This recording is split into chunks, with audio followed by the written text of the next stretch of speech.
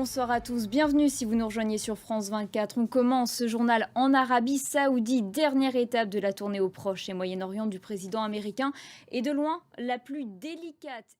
Et samedi, Joe Biden assistera à une réunion du Conseil de coopération du Golfe. On écoute à ce sujet la correspondance de François Picard, l'un des envoyés spéciaux de France 24 à Jeddah.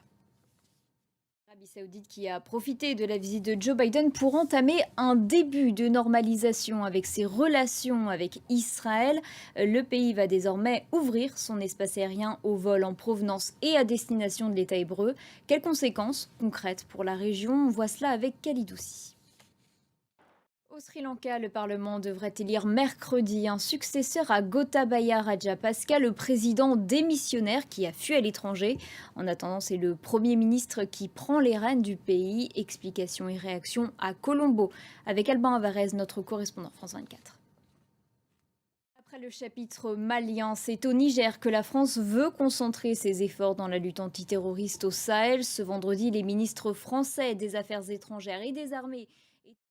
En France, les pompiers luttent sans relâche contre les violents feux de forêt qui ravagent la Gironde depuis mardi. Au total, ce sont plus de 7700 hectares qui ont brûlé. L'origine criminelle du feu à Landiras s'est privilégiée. Sophia Dolay.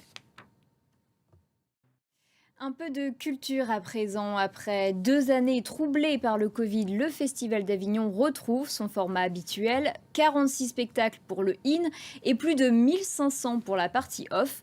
Aperçu de cette 76e édition, toujours aussi engagée sur les sujets de société, Natacha Mireille. Le retour triomphant de la joueuse de tennis 11 Jabeur dans son pays natal, la Tunisie, après avoir été reçue par le président de la République. Voilà, c'est la fin de cette édition. Merci de l'avoir suivi. Prochain point sur l'actualité dans une quinzaine de minutes. À tout de suite.